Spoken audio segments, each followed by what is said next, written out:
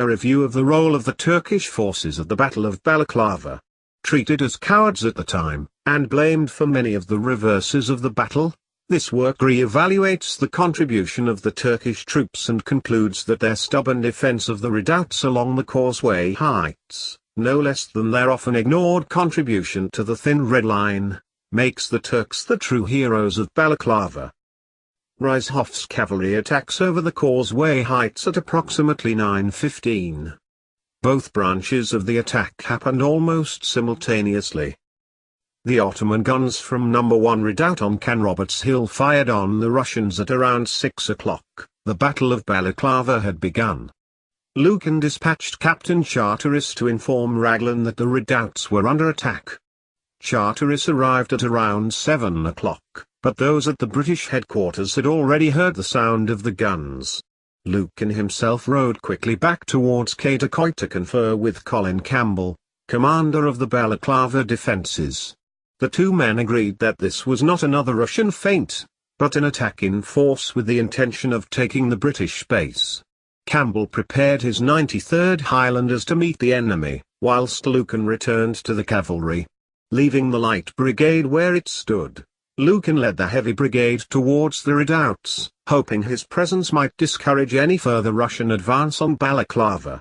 Realizing his show of strength had little impact, however, Lucan led the heavies back to their original position alongside the light brigade. The Ottoman forces were left to face the full force of the Russian assault almost alone. Whilst Gribby's artillery continued to shell No. 1 Redoubt, the Russian columns under Levotsky, Semyakin, and Skyudary began to move into the North Valley.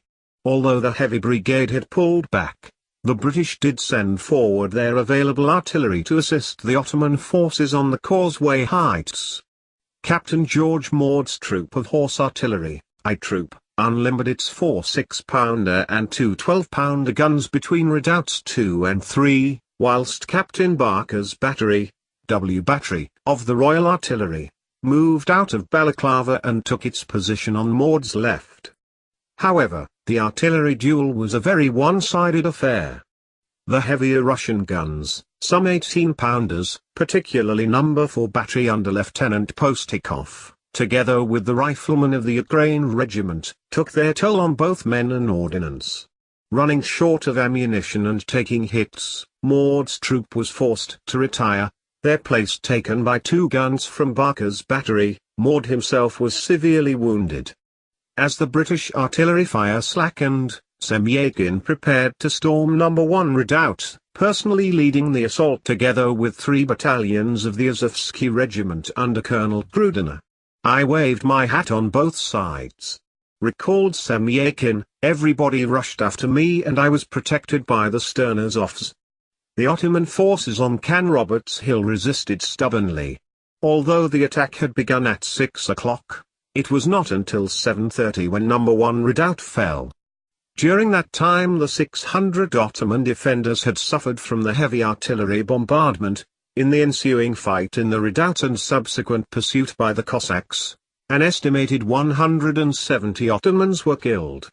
In his first report of the action for the Times, William Russell wrote that the Turks received a few shots and then bolted, but afterwards admitted that he had not been a witness to the start of the battle, confessing, "Our treatment of the Turks was unfair, ignorant as we were that the Turkish in No. 1 Redoubt lost more than a fourth of their number ere they abandoned it to the enemy." Later Lucan and Campbell too acknowledged the firmness with which the assault on No. 1 Redoubt, which was not visible from their vantage point, had been resisted. It was not until this had been overwhelmed did the defenders abandon redoubts 2, 3 and 4.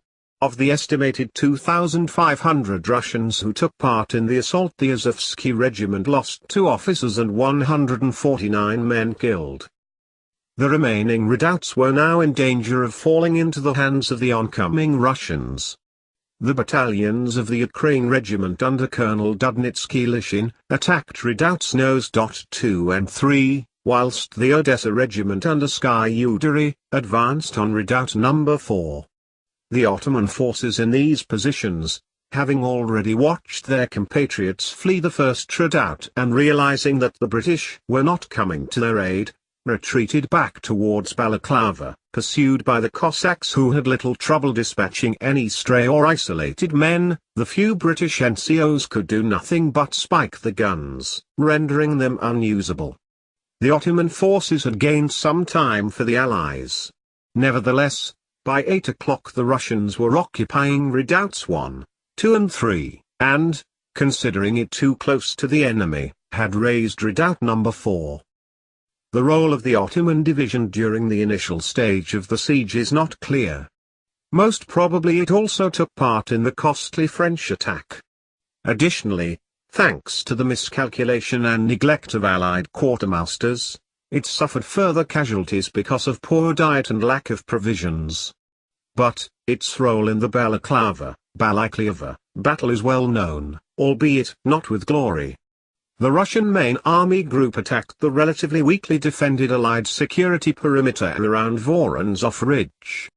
At least 4 Ottoman battalions reinforced with artillery gunners, some 2,000 men, more or less, manned 5 poorly fortified redoubts that established the forward defensive line. What happened at these redoubts during the early morning of October 25 is still shrouded in mystery. According to the commonly accepted version, the Ottoman soldiers cowardly fled when the first Russian shells began to land, leaving their cannons behind. The day was saved thanks to the British Heavy Cavalry Brigade and the famous Thin Red Line of the 93rd Highlander Regiment. The alleged cowardly behavior then became so established in the minds of the Allied commanders that Lord Raglan refused to assign Ottoman troops to reinforce his weak defensive forces at Inkerman Ridge just before the battle of the same name.